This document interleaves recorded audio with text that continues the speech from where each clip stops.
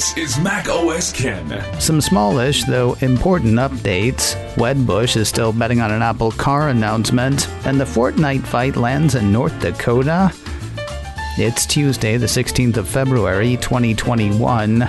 I'm Ken Ray, and this is news from macOS Ken, brought to you by yours truly and sponsored by Mint Mobile. Cut your wireless bill to $15 a month at mintmobile.com/macOSCan. This show is also supported by people like you, patrons through Patreon. Find out more and add your support at patreon.com/macOSCan. A couple of small though important updates for Apple as we roll further into the week. First, Apple Insider says the Cupertino company has released a revised installer for macOS Big Sur 11.2.1. Bit of a problem with the old one, it turns out. The original installer did not check to make sure there was enough room on the target machine before installation began. Not knowing whether they had enough room to do their thing, the piece says previous installers would continue to run through the installation process until all available storage was exhausted. That resulted in an install loop and possible data loss. According to the report, some users have been complaining about this since last November. If you weren't affected, good news. Monday's revision should keep that from happening. If you were affected, well, you shouldn't be again, so yay. From problems on your desktop or laptop to a problem on the wrist, a piece from Cult of Mac says Apple has released watchOS 7.3.1 aimed specifically at Apple Watch Series 5 and Apple Watch SE. Apparently some of those wearables refuse to charge when in power reserve mode, according to the piece. The Cult explains power reserve lets you see the time on your wearable without putting too much drain on the battery life. It kicks in when the device drops below a 10% charge, and it becomes necessary to press the side button to show the current time. Other functions are disabled too. Apparently sometimes that includes charging on some models. As to how big a problem this is, the piece points out that it was big enough for Apple to release the update without seeding the beta to developers or testers first. And yet, Apple offers the usual statement that the issue only affects a very small number of customers, specifically those wearing the two models mentioned running watchOS 7.2 or 7.3. If you think your wearable is affected, the Cult says Apple suggests placing it on the charger for at least 30 minutes. If it still won't charge, contact Apple support to arrange mailing in the hardware. Watches that are affected are eligible for free repair, according to Apple. Because, yeah, it seems like this might not do the trick. A piece from Apple Insider says the Cupertino crew has launched a new repair program for affected models that can't pick up a charge. Info on returning your watch for repair is available on Apple's support site. Despite the crumbling of Apple car talks with Hyundai and Nissan, Wedbush analyst Daniel Ives still thinks there's a better-than-good chance Apple announces a partner for its anticipated EV by this fall. Philip Elmer-DeWitt's Apple 3.0 ran part of a note from Mr. Ives. In it, he said what he said last week, that he and his assign an 85% plus chance that Apple will announce an EV partnership or collaboration over the next 3 to 6 months. Quoting his note, the EV industry is entering a golden age as we believe the broader consumer demand trends, innovative battery technology, regulatory EV incentives and tax credits around the globe, and sleeker and affordable models are creating a perfect storm for the demand for the sector. To this point, demand is skyrocketing for EVs in the field, as we believe overall that EVs, which make up 3% of global auto sales today, could reach 5% by the end of 2021 and 10% by 2025. With a market that could be $5 trillion plus over the next decade, if Apple gets just 5 to 10% of share, this could represent another major growth pillar within Cupertino. Ives has an outperform rating on Apple's shares. His price target on the shares is $175. Let me start this next story by saying it looks like this isn't going to pass. That's the word from Apple Insider and from the New York Times. There's a bit of legislation up for a vote in the North Dakota State Senate that Apple Insider says could see Apple forced to allow side-loading of apps and not require developers to use the App Store in-app purchasing mechanism in North Dakota. Pulling a few passages from Apple Insider, what is proposed in Senate Bill number 2333 is specifically to do with developers being forced to sell through app stores. The bill does not mention Apple or Google by name. Instead, it seeks to be applied to any digital application distribution platform for general computing, like an iPhone, which earns over $10 million annually from sales in North Dakota. Game consoles and dedicated music players are not included, according to the report. As for what is included, the piece says the bill mandates that general-purpose platforms cannot require a developer to use their app store.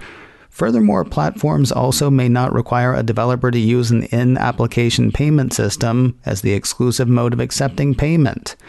Finally, the piece says, platforms may not retaliate against a developer for choosing to use an alternative application store or in-application payment system. Sort of sounds tailor-made for Epic, doesn't it? Yeah, funny story. The New York Times says the legislation was brought to a North Dakota lawmaker by a lobbyist who was hired by Epic Games and who also works for the Coalition for App Fairness. It sounds like there are two plays here. First, if the law passes in North Dakota, developers big and small could set up shop in the state. That could, theoretically, relieve them of the rules and requirements around selling apps on iOS or through the Google Play Store. As bad as that sounds, the second play might be worse for Apple. The New York Times piece has David Heinemeier Hansen, developer of the Hey email app, saying that that is Apple's biggest concern. According to the paper, Heinemeier Hansen said he wasn't betting on North Dakota's adopting the law, but he said the fact that the bill was getting attention and receiving a vote would encourage other states to consider similar measures. So even if it doesn't pass, and few expect it to, this may be the first in a string of similar proposals to come. More news in a moment, but first a word from Mint Mobile, cutting your wireless bill to as little as $15 a month. How long have you been with your carrier? I was with my last one for well over a decade, mostly out of habit with a side of fear. What if something went wrong? So instead of trying something new, I just kept paying too much for far too long. I have broken that habit with Mint Mobile. For me, everything about Mint Mobile has been as good as with my old carrier. Great speeds, great coverage, great voice calls. It's all great. All plans come with unlimited talk and text and high-speed data delivered on the nation's largest 5G network. What makes it even better, though, I am paying so much less money. A full year of Mint Mobile cost me less than 3 months with my old carrier. Of course, you want to make sure it's right for you. That's why Mint Mobile comes with a 7-day money-back guarantee. Really try it out. If you are not totally stoked, return it within 7 days for a full refund. To get your new wireless plan for just $15 a month and get the plan shipped to your door for free, go to mintmobile.com/macOSKen. That's MINT, mintmobile.com/macOSKen. Cut your wireless bill to $15 a month at mintmobile.com/macOSKen. A strange bit of news from Apple Music Land. Mac Rumors says the Replay 2021 playlist is now available for subscribers. No, you didn't miss a year. I mean, we all did, but you didn't miss 2021 yet. According to the report, Apple Music subscribers can now listen to their Replay 2021 playlist as of yesterday. This playlist ranks all of the music that you've been listening to on Apple Music from 1 to 100, with your most streamed songs ranked at the top of the list. This was apparently a thing they did last year, which, yes, is the year we all missed.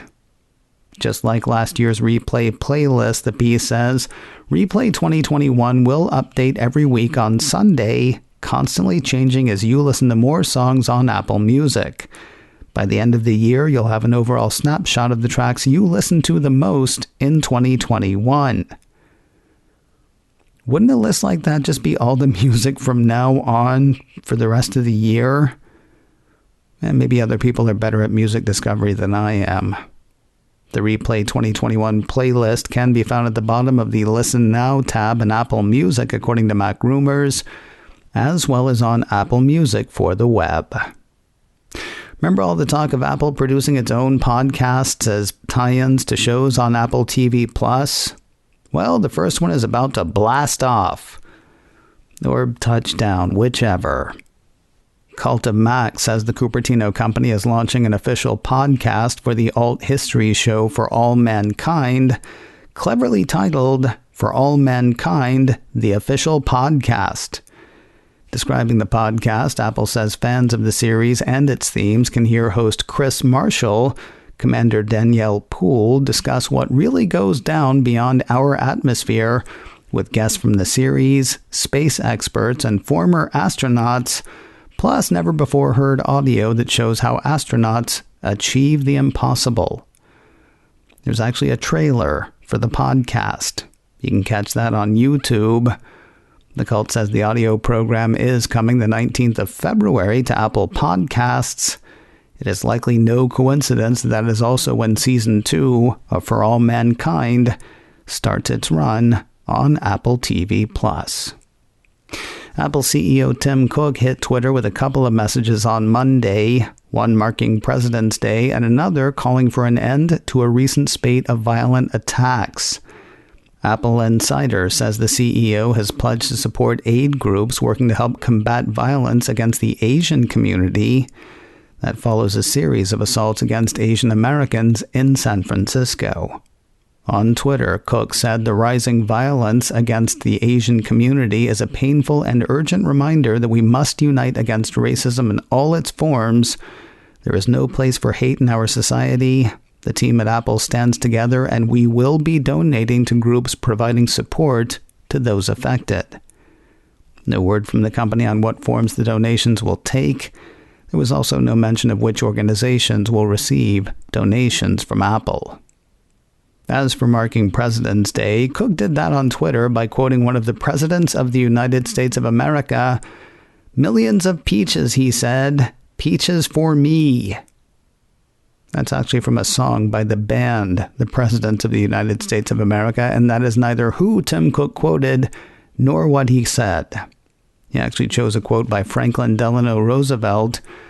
"In these days of difficulty, we Americans everywhere must and shall choose the path of social justice, the path of faith, the path of hope, and the path of love toward our fellow man. FDR, hashtag President's Day."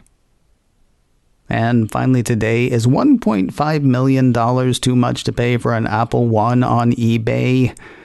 Well, there's another bit of Apple history headed to the block, though. It'll still set you back a few quatlos. Cult of Mac has word of a job application filled out by Steve Jobs in his Reed College days. According to the report, the single-page job application was filled out by Jobs in 1973 when he was 18 years old. Its value comes in not just its historical importance, but also the fact that it features an elusive Steve Jobs signature. Jobs famously didn't like signing autographs, making documents like this particularly rare.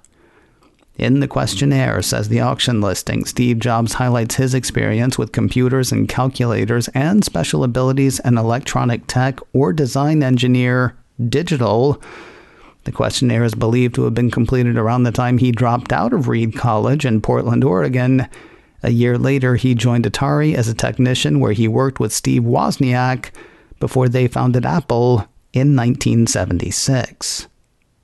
Tough to know exactly how much it'll go for, though both the listing and the Cult of Mac piece point out that the same sheet of paper sold in 2018 for $175,000.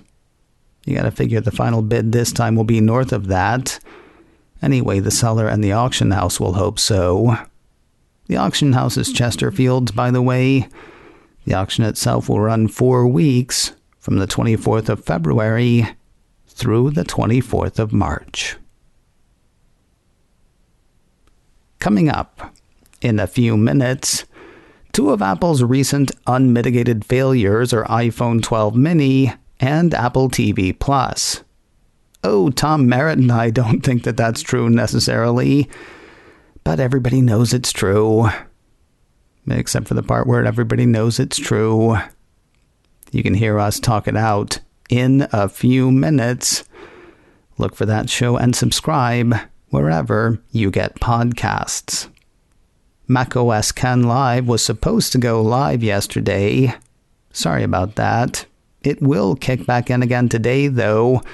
3:30 Pacific, 6:30 Eastern on my YouTube channel, youtube.com/KenRay. Catch it live or on replay there. You can also grab the audio podcast, macOS Ken Live, wherever you get podcasts. macOS Ken, brought to you by me and sponsored by Mint Mobile. Cut your wireless bill to $15 a month at mintmobile.com/macOSKen. This show is also supported by people like you, patrons through Patreon. Find out more and add your support at patreon.com/macOSKen. Advertising handled by Backbeat Media, online at backbeatmedia.com. You can reach me a couple of ways.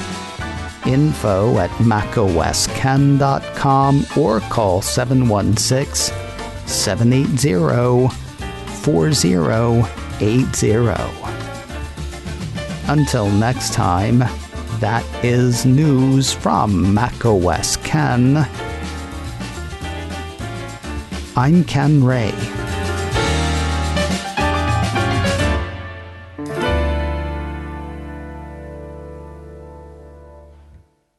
Ciao.